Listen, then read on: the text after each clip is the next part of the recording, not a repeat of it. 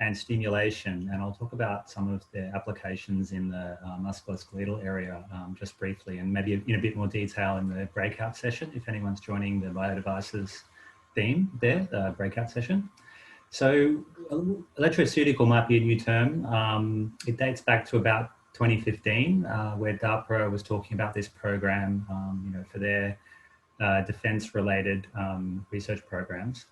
And it's really the idea of modulating the function of the nervous system and organs, including the musculoskeletal system with electricity. So sensing with electricity and stimulating with electricity.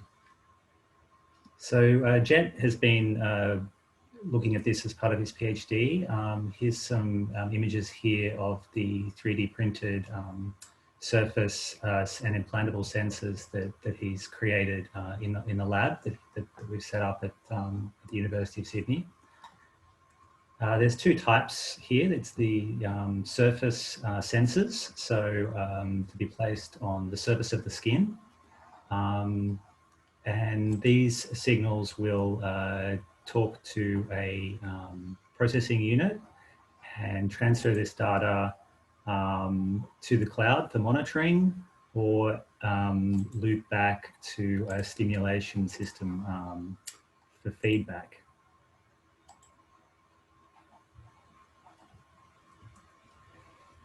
There's also a muscle interface based on an implantable myoelectric sensor that Jet is printing. So he's focusing on the muscle interface that you can see that's shown here, but this is an implanted system under the skin. He's looking at different places to interface with the muscle, either at the muscle fibers or at the neuromuscular junction.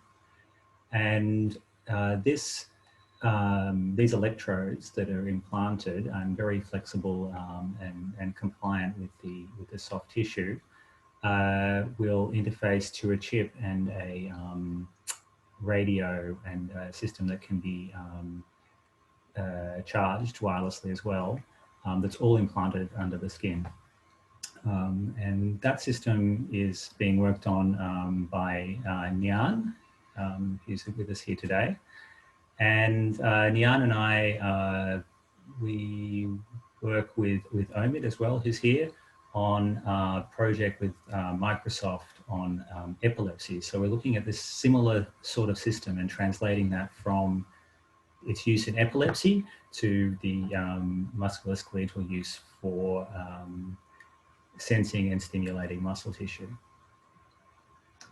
So that sort of interface that would stimulate muscle tissue would need a control system.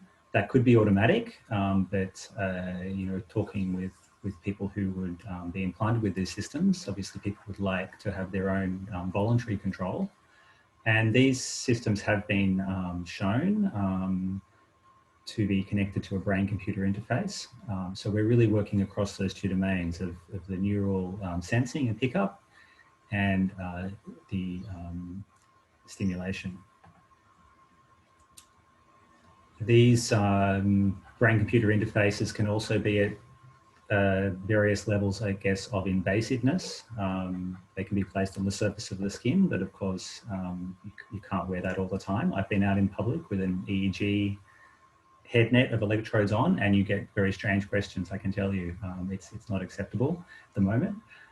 So these are also placed just under the skin as a subcutaneous electrode. You can see shown there in the center on the surface of the brain,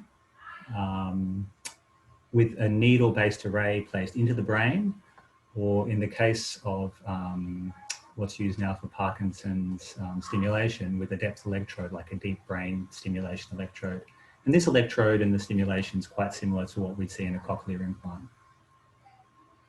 So if you did want more information, we're talking with some world leaders around the world on these systems of brain-computer interfaces, in an upcoming symposium, and the details are there.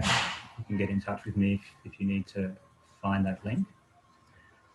We're also working on an MRFF grant for this sort of system for cerebral palsy, and that's working with a small company you may or you may not have heard of in North Sydney, just at Artarmon, and they make a spinal cord implant based on the cochlear implant again for pain actually. So that's successful in pain, and we want to see if that's useful in children, and in perhaps it might have the potential to turn off spasticity, or one day provide a control signal for the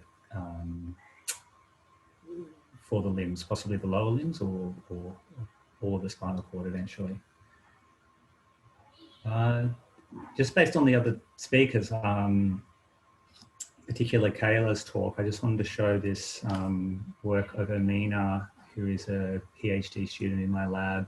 We're working with this NIH pediatric lab at in the US, who created an exoskeleton for children with cerebral palsy.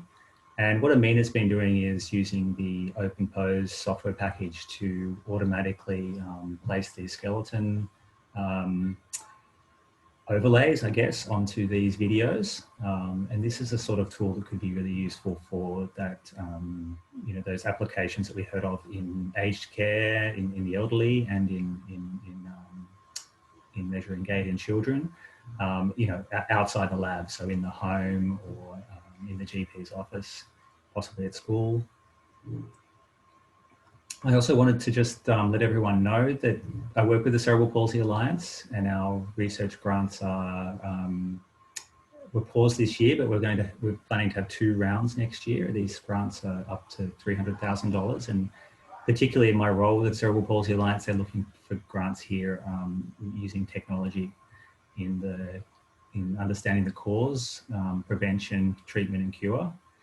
And we also work with a startup accelerator in disability. So all forms of disability, all related or not to musculoskeletal issues.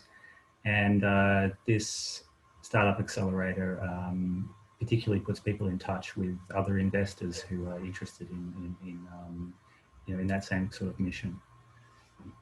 So that's the end of my talk, and I'll see you in the breakout session. Thank you.